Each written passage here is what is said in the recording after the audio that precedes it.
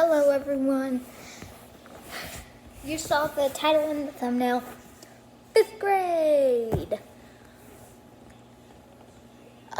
So I know that it's only been like 2 months since school started, but let me tell you, a lot has happened since 5th grade started. And some of this even ties back to 4th grade, so interpret that how you will. But anyways, let's get started. The first story, this is from 2 days ago, yesterday, and today. So let's start with 2 days ago.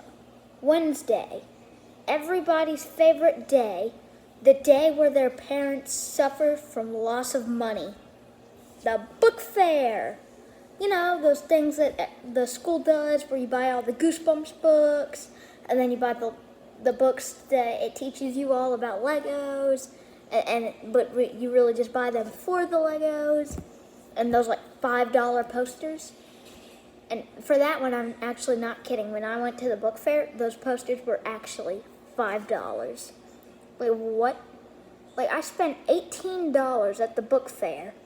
And you know what I got? You might be thinking, oh, $18, that's a lot. Well, you probably got like 3 books, probably 2 posters.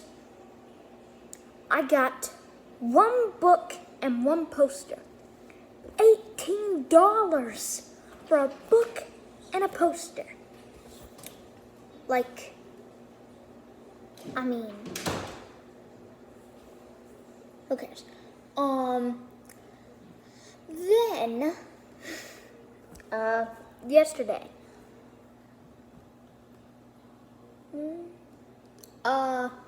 yesterday, we had, a sub in my homeroom and my Switch class, so that was very fun. No, it wasn't. It was not fun. Not at all. Not fun.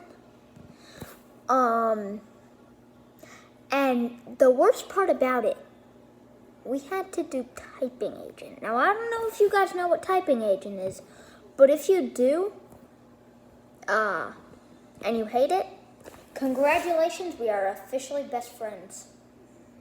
But anyways, if you don't know what typing agent is,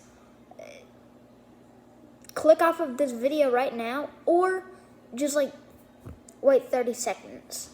But anyways, typing agent is this program that helps kids type better. Like, you know how adults, they're always looking directly at the screen, going, and then boom, in 2 seconds, boom, got a perfect essay. So then I am just wow, how did you do that? And then, all of the adults are saying, if you want to grow up to have good typing skills, use typing agent. And then legit, when we were in computer lab, one kid, I think this was in 3rd grade, when they said that, he said, if you didn't grow up with typing agent, how did you become perfect typers? Okay, whatever. And I don't know if she just said, oh, I kept practicing with a typewriter or something, I don't know. Or if that kid just got sent to the office. Now, let's go to today.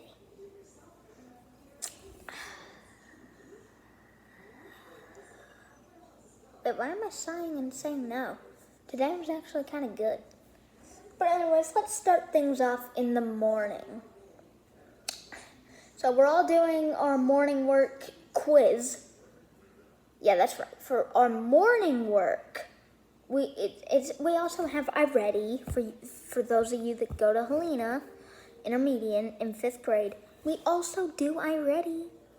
Because, like, the school paid, like, $2,000 to torture kids through a learning program nobody likes. But for every morning, we have a quiz on math. Now, unless you're in GRC and you're, like, in 6th grade and are taking advanced math,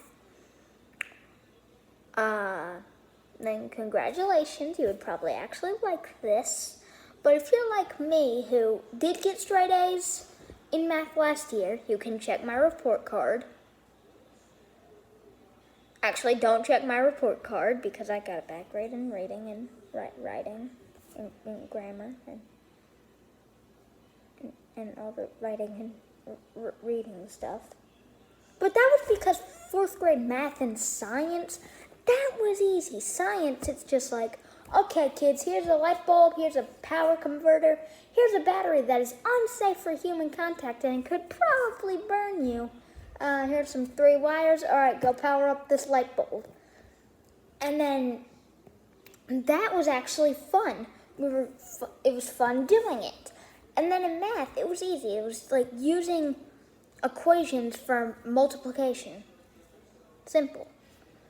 And so I got all straight A's in that. But then, come to 5th grade math and science. Actually, just math. Science is actually pretty fun. We're doing this thing where, like, we create our own terrariums and aquariums and, you know. But math.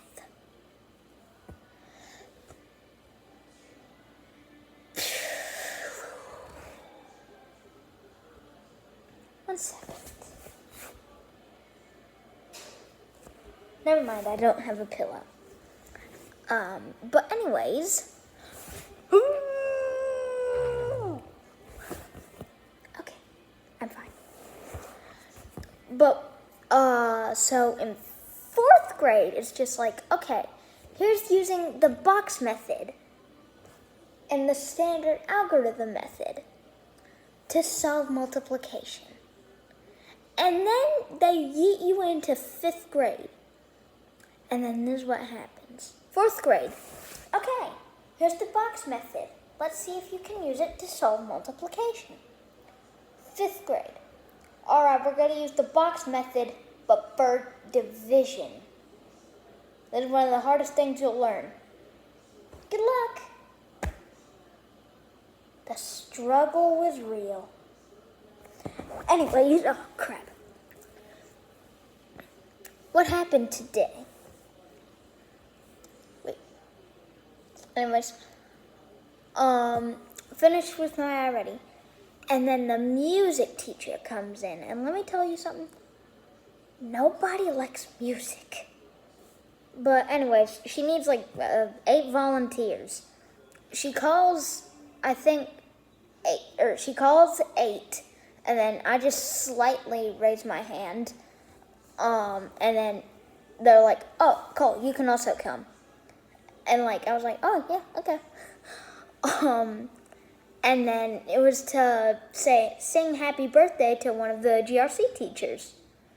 So that was cool and nice, I guess. And then one of the best parts. So, like I said, book fair. One of the books there was this thing called The Spy vs. Spy. And it came with, like this decoder wheel so you could decode special symbols or something. And I honestly don't know how it works because it's a first smaller wheel with like the alphabet and then a bigger wheel with like different symbols. And you're supposed to like line the symbols up with like what they mean. But that would mean you would have to know what like the symbols and the letters are. So the decoder means nothing. Thank you for your time. But anyways, it also came with these cool sunglasses that had mirrors. So if you looked like a weird way, you could see behind you. And that was cool. And my teacher, Miss Carpry, she has a son named Joseph. And she called on me, another teacher's kid. And let me tell you something. She said, Cole, you know that spy thing that Armand has? Because he's the only kid in our class. He got the last one at the book fair, the spy thing. He said, I want you to go see if they still have that book. And if they do, tell Miss Davis to charge it to this. And let me emphasize this. Miss Carpry, our teacher, gave me her credit card and told me to go to the book fair. Yeah, this is totally fine. Just giving one of your students, who might I ask, is a boy, and just letting him go to the book fair. No supervision at all. And then I'm going to my friends, and they're like, whoa, Cole, your mom gave you your credit card to spend here? And then I'm like, no, this is just my teacher's. She needed some spy thing. And then they're all like, nah, you're playing. Come on. That's your mom's credit card, and you're just going to spend it, right? But anyways, and this one kid, Brayden, we're friends, and he kind of teases me. Just a little, you know. And then he was just joking with this, but it was kind of funny. But now this might seem like bullying. Don't worry, it's not. And then he eventually just, never mind. I won't spoil it. But anyways, he takes the card and starts running around, and he's like, wee, wee, wee, wee, wee. And I was like, hey, give it back. That's my teacher's credit card. And then he gives it to Robert, and then I need that card, because if I go back to Miss Carpry and I'm like, I don't have your card anymore, and she's like, oh, don't worry, I can trace it using the bank app thing.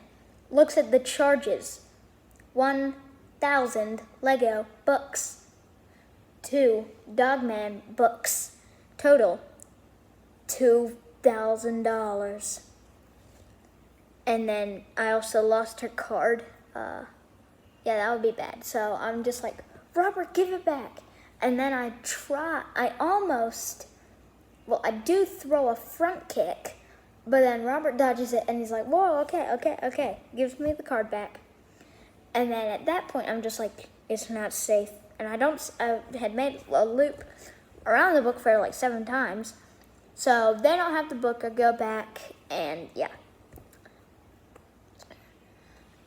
And then some kids would call this a miracle. It really wasn't, but what happened was the teachers, this was supposed to be like a compliment for the teachers. They got to eat lunch in their rooms so like all the kids were alone in the lunchroom. Well, not really alone. They were like some of the assistant principals, one of the principals, and they had this thing, and it was like emojis, and apparently it could sense when the room got too loud, and when it triggered, they would start bouncing all over the place, and it would say like, too noisy, quiet. And at first I was like, wait, what? Because like we were barely talking, and it said quiet. It's like it's from Cobra Kai. Someone's just saying, so like, are you gonna teach me karate? Quiet. And then one of the principals comes over to like check on us, and then I say, excuse me, what is the purpose of this? And then she explains like it's the voice thingy that detects and says quiet or too noisy and stuff. But anyways, that's what happened for 3 days. That took like 14 minutes. But anyways, last thing. And don't worry, this is going to be broken into a part 2 because a lot of stuff has happened. But the school decided to get weird. let me pull up the coffee table sort of thing so I can sit. They decided to change up the way we learn. So now, every Friday, we have to take a stupid spelling test and a stupid vocabulary test. Except for this week, we just had homework and we had to finish it by Friday. But that was still painful. And we had to read this passage every day, and the school's like, okay, this should be a good passage, should be a good passage. And sure, we had some good passages. Journey to the Center of the Earth, the first one, good. The Marble Champ, I don't think anyone liked that. A story about a female runner who became the fastest track runner in the world, or high jump bar or something. Good story. The one about dog sled thing, the Great Serum Race, that was a good one. What was the story this time? Oh, The Hatchet. Great story. But the spelling tests and vocabulary tests. And also, let's go back to 4th grade for a little bit, when we're all younger. And they still had the same program that they had stayed to for 35 years. So yeah. And our 4th grade teacher, we had to do book reports on and stuff like that on 2 books. 1 book, but we read 2 books. The first book was a good book, The Tales of Despero. And it was actually a good book. It was a little mouse his tribe is fighting with the rat tribe, and then they all live in a castle, and then they just completely branch out in a different storyline. It's in that story, when they started once another storyline, and then it turned into a storyline that starts other storylines and then connects back, that just felt like the Loki TV show, where they have the straight timeline, and then when one casualty occurs, it goes whoop. So then the TVA, they have to fix it. Woo. That's what it felt like, except the TVA couldn't stop it. It was just the straight Despero thing. Well, 2 different storylines, but they kind of overlapped. There's the one with Despero and the rats and the mouses, and then the one in the castle and all the soup of, I think, Door is what it was called. Not D-O-O-R, door, the house door or the back door. D-O-R. It was a kingdom. But that kind of overlapped because the rat stuff, it was underneath the castle. But then, so we can just call that one storyline. But then, what was her name? They start another storyline with a girl named Miggery Sow. I think it was Miggery Soy. Yeah, Miggery Soy Sauce. Okay, let's call her that. Miggery Soy Sauce. That's not her name, but it was either Miggery Sow. Miggery Sow, that's what it was. I still like Miggery Soy Sauce. So anyways, Miggery Soy Sauce, they start her timeline, and then she's like, I want to be the princess. And then her father's like, you'll never go be the princess. But she starts working for the castle, apparently, because, it's just, yeah, but anyways, they're poor, apparently, and so they, soup all day and stuff,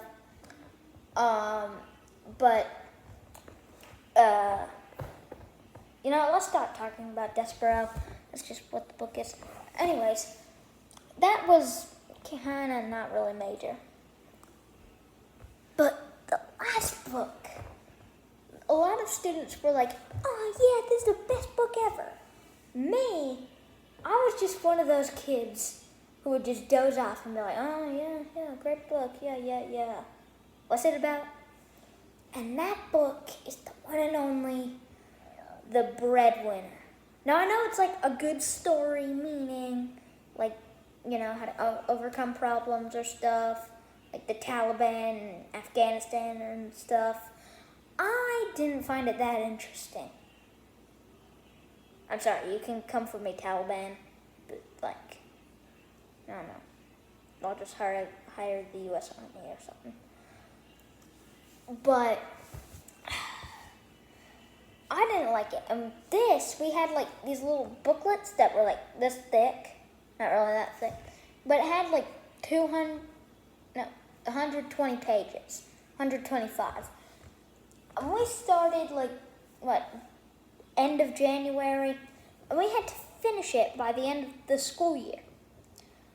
And I'm almost at the end, just 5 pages left.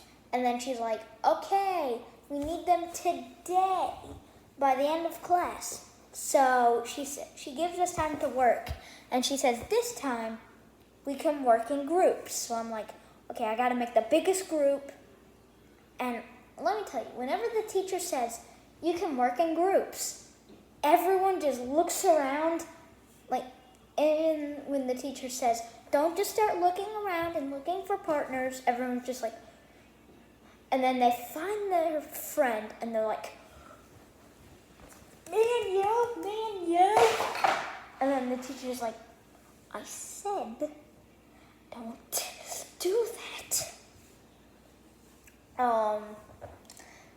But, so yeah, that was something.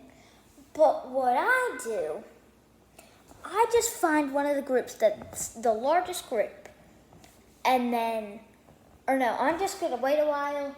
I'm just going to be like, I'm a scared little boy looking for a partner, please. And then I know that my friends, who normally they have the largest group, they're like, hey, Cole, come on. So then I'm like, okay. And then I go, and since I waited a long time, I'm like, so what's the answer to 1 through 5? And then they're like, oh yeah, we're only on 3. And then I'm like, okay, sure. What's the answer for 1 through 3? And then they're like, okay, it's this, so write down this. And then normally students will be like, oh, you can just copy me. I don't really care. So I'm just like,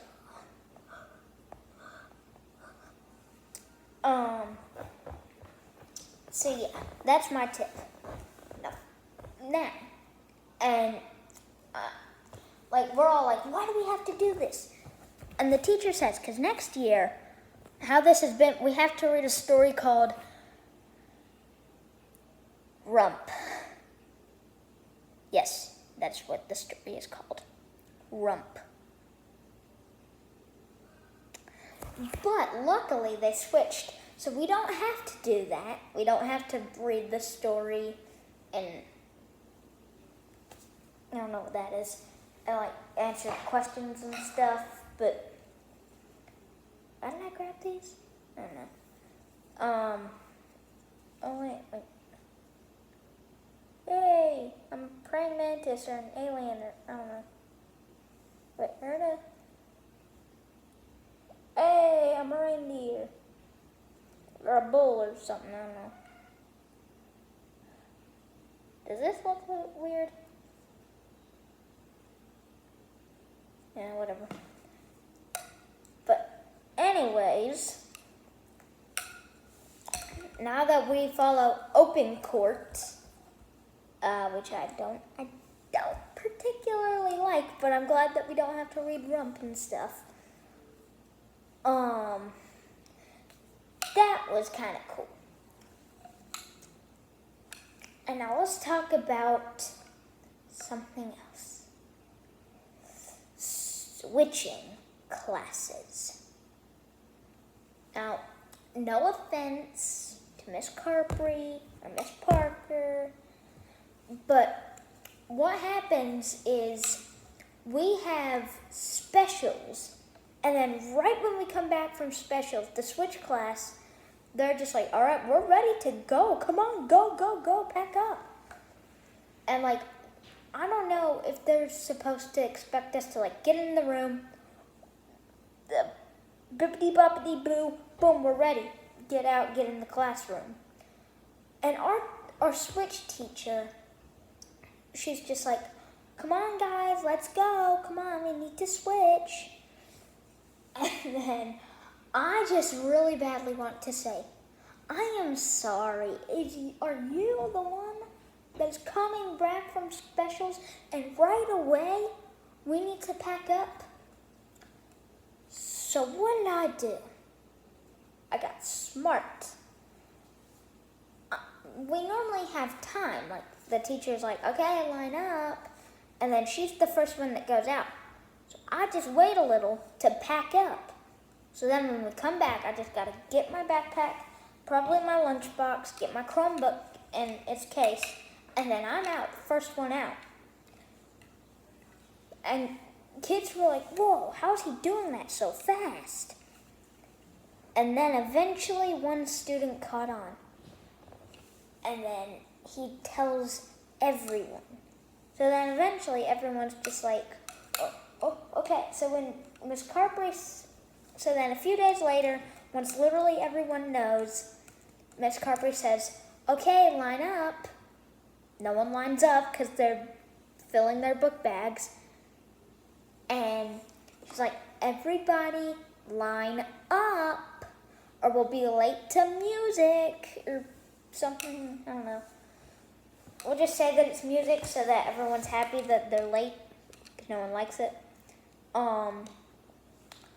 But then she says, okay, from now on, you start packing up when we get back in the room.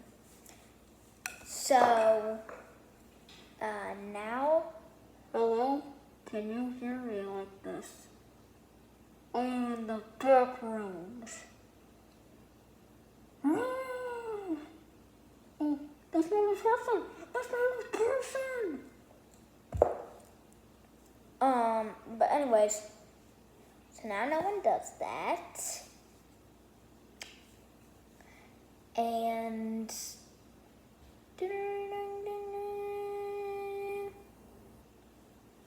oh, looks like I'm late for class.